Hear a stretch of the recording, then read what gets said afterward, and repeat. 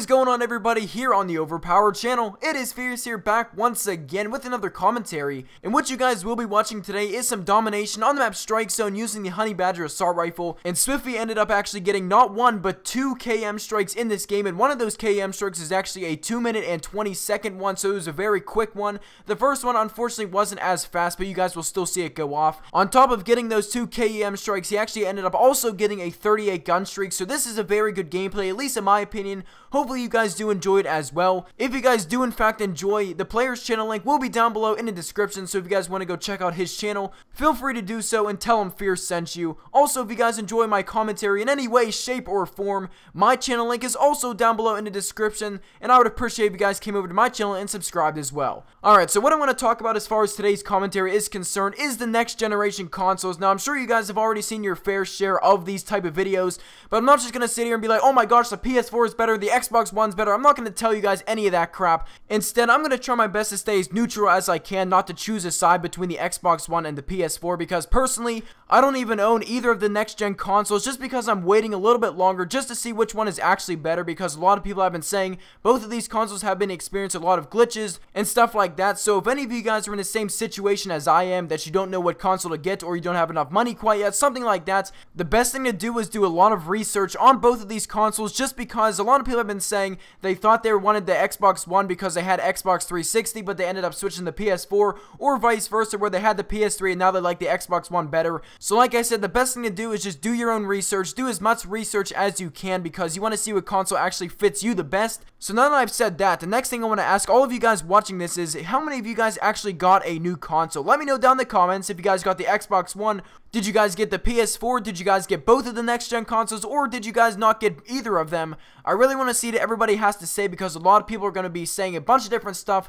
So let me know down in the comments what you guys ended up buying, or what you guys plan on buying. Like I said, maybe you guys are like me, haven't made up your mind quite yet. So getting back into what I was originally talking about, I think both of these consoles actually have their pros and cons. Obviously, every product you buy in the market today obviously is going to have pros and it's going to have cons. And I think that's especially true with some of these new consoles, just because every time somebody gets a new console, they make it sound like it is the best thing ever, like it has zero problems, zero flaws, zero glitches, any of that stuff, when in reality is it's going to have a ton of glitches, and it actually does. They just don't say that because they want to make their products sound the best.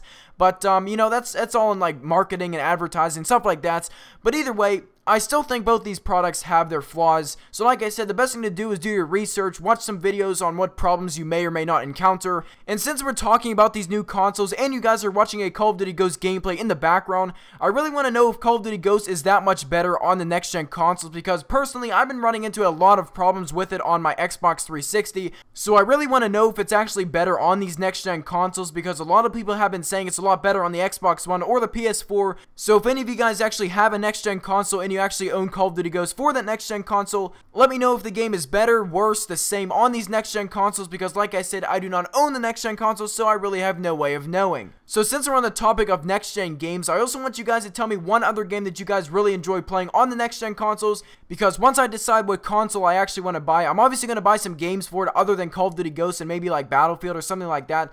So I really need some suggestions on some fun games that are out right now or that will be coming up very soon. Besides Titanfall, I think I'm going to get that as well if I do get a new console. I might even get it for the 360. We'll see what happens. But yeah, there's so many titles out for the next gen. It's going to be awesome. So that's pretty much all I wanted to talk about as far as the next gen consoles and the next gen games are concerned. With the remaining time in this video, what I want to talk about is this gameplay that you guys are actually watching right in front of you right this second. As you can see, the Honey Badger on this map is actually really good. Usually, I would use like an SMG in this map, but as you guys can see, Swiffy is demonstrating really well that the Honey Badger is a very viable option on this map. Now, it doesn't show it in this gameplay, but in case you guys do not know, every time you call in a K.E.M strike on this map, it actually redesigns the entire map. So as soon as you call it in, there's like a big flash of white light that you don't see anything for like a split second. And during that split second, everything changes, everything just goes completely haywire, and the map looks nothing like it actually did originally. And I think that's really cool. I'm really glad Infinity Ward added this feature, because usually back from MW3, every time you would call in a Moab, nothing would change about the map. The only thing that would change was that the enemies would have like a red tint over their screen. The map wouldn't really change, and I think it's really cool that Infinity Ward added this in this game, because in case you guys do not know, the K.E.M strike is some form of a nuclear explosion. And in real life, every time a nuclear explosion goes off, that place does not look the same after that explosion takes place. So I think it's kind of cool how they're trying to integrate this same real life feature inside this video game. I think it's pretty cool. A lot of people have been saying, oh my gosh, this is the dumbest idea ever. So I guess you can take it or leave it. I think it's cool. Some of you guys might absolutely hate it.